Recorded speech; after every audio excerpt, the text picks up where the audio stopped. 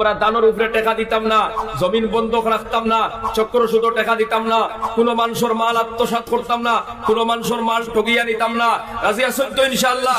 বর্তমান সমাজের ভিতরে হালাল বেশি চলেন না হারাম বেশি চলেন? সুদর ব্যবসা আছে না নাই? চক্র সুদর মধ্যে টাকা দেনেওয়ালার সংখ্যা বেশি না কম? আসসালামু আলাইকুম ভিউয়ার্স, মাত্র লগিয়া জবছে আপনার জন্য একটা ভিডিও ক্লিপ দেখছেন আমি লাগাইছি। তাইনোর নাম হইল গিয়া যে মাওলানা নূর আহমদ সাহেব, এবং তাইনোর একটা মাদ্রাসা আছে, মাদ্রাসার নাম হইল সপনপুর জামিয়া আহমদিয়া মাদ্রাসা। তাই খুব মজার ওয়াজ করেন, আমার শুনিয়া বালা লাগে, অবশ্যই আপনার বালা লাগবো শুনিয়া। তো একটা তাইনোর ভিডিও ক্লিপ লাগাইমু, আপনার দেখিয়া যাইবা, দেখিয়া যদি বালা লাগে তো ভিডিওটা শেয়ার করে একটা ফলো দিবা। আর যদি এই মাদ্রাসাত কেউ সাহায্য করতে চাই তো তাইনের QR কোড লাগাই দিয়ে আর কি অন্য তাইনের মোবাইল নাম্বার আমি স্ক্রিনও লাগাই, আর আপনারা ও মোবাইল নম্বরও সাহায্য করতে পারবা। আর অন্য তাইনের ওয়াজের খুব মজার একটা ওয়াজের ভিডিও ক্লিপ লাগাই, আর আপনারা ভিডিও ক্লিপটা দেখিয়া যাইবা। আমরা দানের উপরে টাকা দিতাম না, জমিন বন্ধক রাখতাম না, চক্র সুদ টাকা দিতাম না, কোন মানুষের মাল আত্মসাৎ করতাম না, কোন মানুষের মাল ঠগিয়া নিতাম না। রাজি আছেন তো ইনশাআল্লাহ? বর্তমান সমাজের ভিতরে হালাল বেশি চলেন না হারাম বেশি চলেন? সুদর ব্যবসা আছে না নাই? চক্র সুদর মধ্যে টাকা দেনেওয়ালার সংখ্যা বেশি না কম? ইলা একটা সময় আইছে বড় বড় বুজুর্গ হলা নিয়ে দোয়া করাইলে দোয়া কবুল হয় না। কথা আছে না মিছা কৌসায়? দোয়া কবুল হয় না, তার কারণ আমরা খুঁজাইনি। পীর সাহেব রে আল্লাহ যে পীর সাহেব আপনি তোরা দোয়া এখন করি দেখুয়া, দোয়া করাইবার আগে এক বাড়িত নিয়ে চা খাবাইলাই, এই বাড়ির 6 কি আর জমিন বন্ধ করা কিয়া তো নাইলে চক্র শুধু 6 লাখ টাকা দিয়া তৈ দিছে, অগুরু বাড়িত নিয়ে চা খাবাইলা, এর বাদে পীর সাহেব আইয়া সারারে লইয়া কান দিয়া চকুর পানি ফেলাইলা। এখন ই চকুর পানি আর উফরে দি যায় না, কারণ দোয়া করবার আগে দুয়ার দরজার তালা লাগাই দিছো অগুরু বাড়িত খাওয়াইয়া। খাওয়া নাউজুবিল্লাহ। উচ্চলি মুসলমান আজ সুদ ঘরে ঘরে গিয়া পৌঁছিদা। কবি যে ফরমাইতরা ইলা একটা সময় আইব সুদ ছাড়া মানুষ রইতা নাই, যারা ছাড়া রইবা এরারে সুদে আসর করি লাইব। কথা ঠিক নি না ঠিক নাই? আমি সপনপুরি আপনার এলাকাতে আইছি, ধরি লাইন মাইন্ড করবা না খেয়ে এবার এক ঘরের মধ্যে খানি দেওয়া হইলো, হয়তো ই বেটার সুদর লোকের সম্পর্ক আছে, আমি যদিও খাই না, ই বেটার বাড়িতে আইছি মেহমান হিসাবে, দিল চা খাওয়াইয়া ভাত খাওয়াইয়া, আসরে ভাইছিনি না ভাইছে না পৌঁছায়। এই যে অবস্থা চলছে আমরা সমাজের ভিতরে, কথা লাগিয়ে আজ নমাজ পড়িয়া মজা লাগেন না, জিকির করিয়া মজা লাগেন না, তিলাওয়াত মজা লাগেন না, ওয়াজ শুনতে মজা লাগেন না। আজ ফজরের সময় আজান শুনলে দেখবা কমল বেড়াইয়া আরো গিয়ার লাগাইয়া ঘুমার, কারণ রাইত হারাম গাইয়া উঠিছে। ফজরের আজান শুনলে ঘুম ছাড়ুয়ানি পৌঁছায়, ফজরের আজান শুনলে ঘুমাইয়া রইতে এবার তাই না, যদি হালাল খাইয়া ঘুমাও সুবহানাল্লাহ কও। কারণ হালাল আর পবিত্র খানি খাইলে ইমান বাড়ে, ইমান বাড়ে। সুবহানাল্লাহ।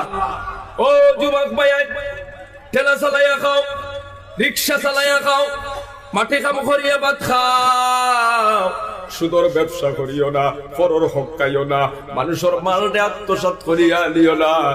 কোথায় হারাম খাওয়ার চাইতে মেতরি খারিয়া খাওয়াটাই ভালো। কথা ঠিক কিনা? আপনি যদি সারাদিন মাঠে কাম করিয়া ভাত খাও রে বাবা, সারাদিন যদি রিক্সা চালাইয়া ভাত খাও, বিকাল বেলা 500 টাকা পাইবাই বাজার করিয়া, আপনার বাচ্চা ধরে লইয়া খাইয়া ঘুমাইবাই, বালিশও লাগতো না। হালাল খাইলে ওই ঘুমের ভিতরে আল্লাহ বরকত দিয়া দিবা। খাও সুবহানাল্লাহ। হারাম খানেওয়ালার ঘুমে ধরে না, এটা কত বেটাইতে আপনার রাইট ঘুমের ট্যাবলেট খাইয়া ঘুমাইনের বাদেও ঘুম হয় না। আপনারা কইবা হুজুর ই বেটাই তো হারামে হালালে চলের, গাড়ির অভাব নাই, বিল্ডিং এর অভাব নাই, টেকার অভাব নাই। একবার সিবিআই জেলা ইনকোয়ারি করে ওলা করিয়া দেখুক গিয়া, একজন হারাম খানেওয়ালা শান্তিতে নাই। কথা ঠিক কিনা?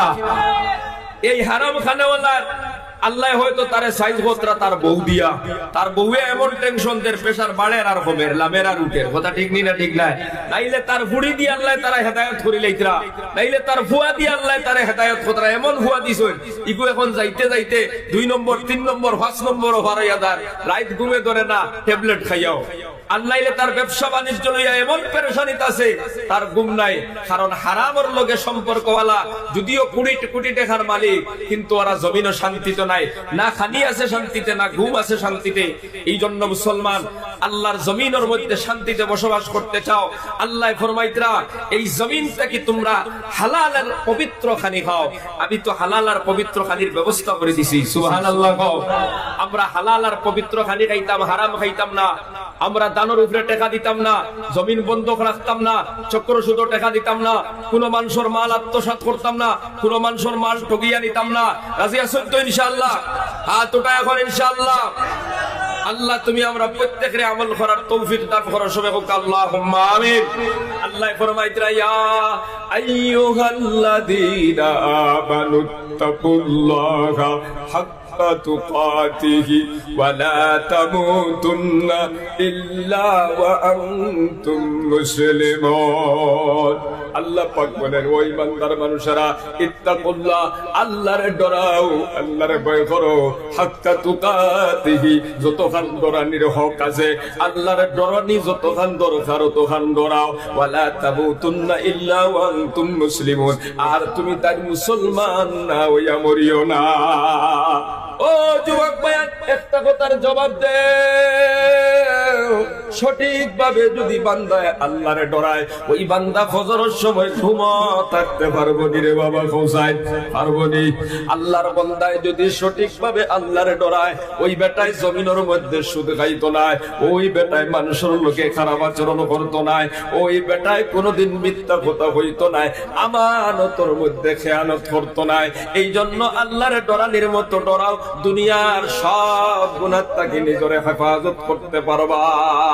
সুবহানাল্লাহ। ভাইয়া দেখুন, আমরা প্রত্যেকে আমাদের জীবনটা ইসলাহ করতাম, সংশোধন করার চেষ্টা করতাম। আজকের এই মাহফিল থেকে যত বয়ান হুনিয়ান আমাদের জীবনে ফিটিং করতাম। আবারও হাত উঠে বলেন ইনশাআল্লাহ। আল্লাহ তুমি আমরা